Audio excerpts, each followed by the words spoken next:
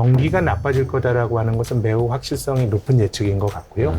여기에서 또 하나의 위기가 나타날 거냐 안 나타날 거냐 그걸 네. 봐야 되는데 그거는 뭐 어떤 신호들을 좀 유념해서 보면 될까요? 뭐 올 가을 이후에도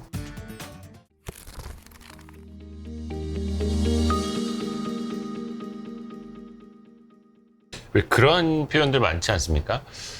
코스피 기준으로 네. PBR 1배 이하에서 사면 네, 시간은 좀 걸릴지언정 네. 손해볼 가능성은 극히 낮다. 이런 표현들이 있지 않습니까? 네 보니까 예.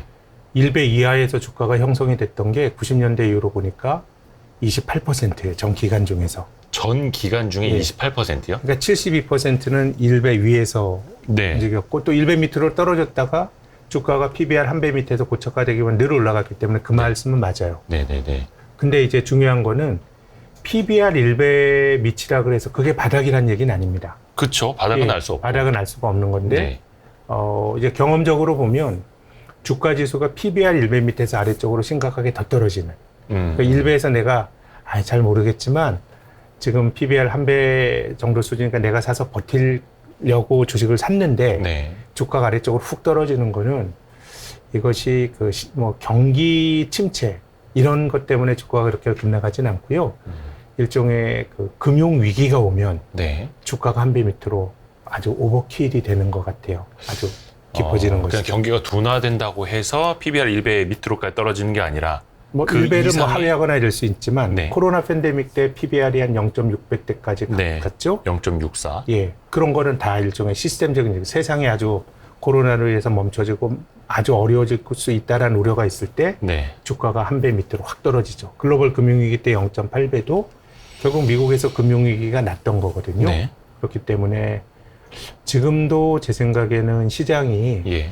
경기 침체가 올 거냐 말 거냐인데 제 생각에는 경기 침체가 왜 안 올까? 당연히 와야 되는 게 아니고 올 확률이 되게 높다고 봐야 돼요. 경기 침체가 올 확률이 굉장히 높다. 왜냐하면 연준 중앙은행의 긴축이라는 것 자체가 네네네. 너네들 좀 살살 쓰고 덜 써가지고 물가를 낮추자는 게 긴축 정책의 본질이거든요. 그렇죠. 수요를 위축시키는 거죠, 의도적으로. 그럼요. 그러면 이제 그것이 하드 랜딩이냐, 소프트 랜딩이냐, 여기에 대해서는 우리가 얘기를 할 수는 있어도 어느 정도의 경기 침체는 불가피한 건데, 과거에는 중앙은행이 금리를 올리다가 단지 경기 침체가 온 게 아니고, 심각한 시스템적인 리스크가 많이 발생했어요. 아주 드물지 않게. 그래서 경기 침체가 온 다음에요? 그렇죠. 경기 침체가 금리가 올라가고, 예. 경기 침체가 어느 정도 지속이 되면, 예. 그러면 이제 굉장히 취약한 경제 주체들이 빚을 못 갚고 손을 드는 게 일종의 부채 위기고, 예. 은행이 그들에게 돈 빌려줬다 돈을 떼어서 대출을 못 해주고 오히려 자금을 회수하면서 신용경색이 발생하는 게 일종의 제가 말씀드린 위기의 일종의 피드백 과정이거든요. 네네. 2008년도 미국이 2004년부터 2006년까지 금리 올린 다음에 네. 미국의 서브프라임이 터졌죠. 예, 80년대 초반에 미국이 지금과 많이 비견이 되는 70년대 스태그플레이션을 해결하기 위해서 미국 연준이 금리를 20%까지 올린 다음에 네. 미국 경제도 어려웠고요. 그때 막 이 연방준비제도, 폴 볼커 의장이 있었던 연방준비제도 워싱턴 사무실 앞으로 미국 농민들이 막 트랙터를 몰고 와서 시위를 할 정도로 경기가 안 좋았고, 네.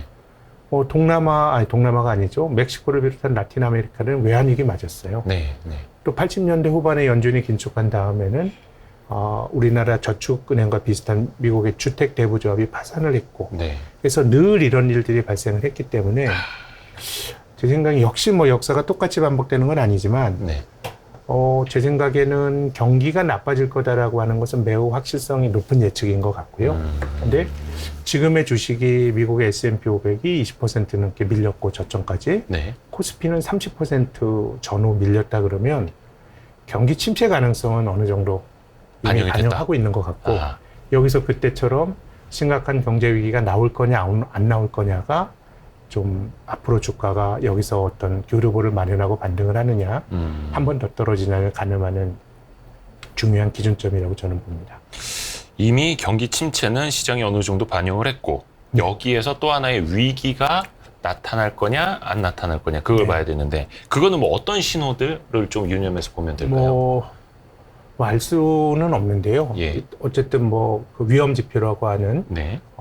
그 신용 스프레드라든가 아니면 한국과 같은 신흥국들은 국가 부도 위험을 보여주는 CDS 프리미엄 예. 뭐 이런 것들을 봐야 되는데 근데 그런 것들을 사전적으로 예측하기는 힘들어요. 예. 그러니까 순식간에 확 벌어지는 게 신용위기의 특징이기 때문에 그렇죠.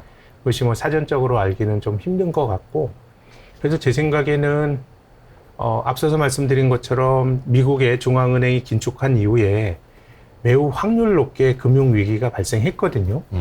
그렇다 그러면 저는 올 가을 이후에도 네. 중앙은행가들이 지금과 같은 어떤 아주 강공책으로 네. 내가 금리를 진짜 계속 올릴 거야. 너 인플레이션 잡을 때까지 내가 금리를 올릴 거야. 그럼 저는 그들의 의중과는 무관하게 연준이 2000년대 중반에 금리를 올리면서 서브프라임 문제를 알면서 올렸겠습니까? 근데 중앙은행이 생각하는 이상적인 금리 수준을 중립금리라고 하는데요. 네. 이거는 현실에 존재하는 고정된 값이 아니고요. 늘 중앙은행가들의 마음속에 있는 이상적인 금리입니다. 그럼 이걸 어떻게 하냐면 그냥 금리를 올리면서 실물 경제가 반응을 하겠죠. 네. 또 주가 그 경제에 대해서 선행성을 가지는 주식시장이 또 반응을 하겠죠. 네. 그걸 보면서 사후적으로 결정하는 게 중립금리인데 연준이 그동안 그 긴축 이후에 많은 금융위기가 발생했는데 네. 중앙은행가들이 그런 시스템적인 리스크를 미리 염두에 두고 이걸 감내하고라도 금리를 올렸던 중앙은행가들은 없을 거예요. 올리다 보니까 뭐가 탁 하고 터진 거거든요. 네, 네, 그렇게 네. 본다 그러면 이건 사전적인 징후를 알긴 힘들 것 같고 네. 다만 이제 제가 생각하는 기준으로는 지금과 같은 속도로 연준이나 한국은행이 금리를 올리면 올 가을 정도까지는 어느 정도 이제 기준금리가 정상화가 되지 않을까 네. 싶습니다. 네. 그 정도에서 중앙은행가들의 행동이 조금 신중해지고 이렇게 된다 그러면 제 생각에는 뭐 어디서 터질지는 알 수는 없지만 그냥 뭐 심각한 시스템적인 리스크 없이 또 주가도 악재를 상당히 반영한 선에서 바닥이 마련될 가능성이 있는데 올 가을부터인데도 연준이 금리를 내가 세게 올릴 거야 라는 스탠스를 계속 가져간다 그러면 전 주식이 되게 나빠질 수도 있다고 보는 쪽입니다. 다만 제 생각은 전자 쪽의 확률이 매우 높다고 보는 거죠. 침체는 이제 반영이 돼 있고. 네. 저 화면 한번 좀 넣어주시겠어요? 요거 좀 설명을 아까 잠깐 이야기를 해주시기는 했는데 이게 시스템 리스크가 생기는 사이클이 네. 되는 거죠. 예, 저는 우리 주식이 이미 약세장으로 갔다고 생각하는데요. 네. 과거에 우리 시장이 한번 약세장에 접어들면 종합주가지수가 50%씩 밀렸습니다. 반토막이 났어요. 예. 근데 이 반토막이 났을 때 예를 들어 89년도에 주가지수가 천 다음에 1000포인트 간 다음에 92년에 460까지 밀렸고요. 네. 94년에 1100 간 다음에 외환위기 때 280까지 밀렸죠. 예. 그리고 닷컴 버블 때 1000 간 다음에 460까지 밀렸고요. 네. 가깝게는 2008년 글로벌 금융위기 때 우리 주가가 2000에서 940까지 갔습니다. 예.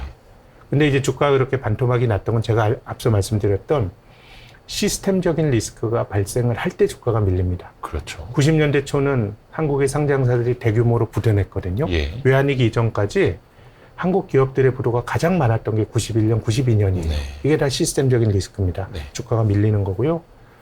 닷컴 버블 직후에 주가가 1000에서부터 뭐 460까지 떨어진 거는 닷컴 버블의 붕괴 과정이었기도 했습니다만은 그때 대우그룹이 그 해체가 됐어요. 네. 분식회계로 시스템 리스크예요. 네. 현대그룹의 유동성 위기가 있었고 카드 버블 붕괴될 때 주가가 1000에서부터 또 반토막이 났어요. 네. 그렇게 본다 그러면 이러한 그 신용 위기가 발생하냐 안 하냐가 보통 경기 하강이라 그러면 25% 30% 떨어지면 상당히 많이 반영한 건데 네. 지금처럼 특히 이제 PBR이 한 배 밑까지 떨어졌다 그러면 상당히 과매도까지 갔다라고 보는 건데 여기서 한번 주가가 더 떨어지는 그런 경로는 뭔가 신용 위기가 발생을 해야 되는 건데 신용 위기라는 게 특정 경제 주체가 파산하는 겁니다. 과거에 대우그룹 아니면 카드 위기 때 한국의 가게, 네. 2008년 글로벌 금융위기 때는 미국의 서브프라임 그 대출 받은 사람들 이 빚을 못 갚아요. 네. 그러면 돈 빌려준 은행이 돈을 떼이고 자금 시장에서 은행은 자금을 회수하거나 대출을 안 해줍니다. 네. 그럼 금융에서 신용경색이 발생하고요. 이것이 다시 실물 경제에 부정적인 영향을 주는 게 일종의 그 시스템 리스크의 전이 과정이고요. 그럼 뭐 지금 생각해보면 은행주 주가 같은 것도 좀 중요할 것 같네요. 아, 은행주가 선행적으로 많이 떨어진다 그러면 시장은 나름대로 그걸 프라이싱 한다고 볼 수가 있는 건데, 근데 지금은 그런 점에서 보면 지금 세상이 너무너무 위태하죠. 위태하죠. 빚이 2008년 금융위기 이후로 또 2020년 코로나 팬데믹 이후로 부채가 전 세계가 과잉 부채 때문에 걱정을 하고 있으니까 네. 뭐가 하나 터지지 않을까라는 생각을 당연히 할 수가 있는데 저는 오히려 좀 역으로 생각하는 쪽입니다. 부채가 이게 너무 많기 때문에 네. 중앙은행가들이 생각하는 이상적인 금리 수준도 어떤 그 글로벌하게 부채가 유사 이래로 가장 많은 상황이라 그러면 통화 정책도 매우 신중하게 해야 될 것 같고 예. 그렇기 때문에 오히려 뭔가 터트리기보다는 그냥 계속해서 안고 가는 이게 배워야 될 모델은 아니지만 네. 부채의 관점에서 보면 일본이 뭐 그런 모델이에요. 부채가 많고 금리 올라가기 엄청나게 막고 네. 그러니까 막 엔화가 막 약해지고 이런 일들이 발생하는데요. 그래서 뭐 저는 어느 정도는 세상이 좀 일본처럼 되고 있는 측면도 있다고 보는 쪽입니다. 부채에 관한 한.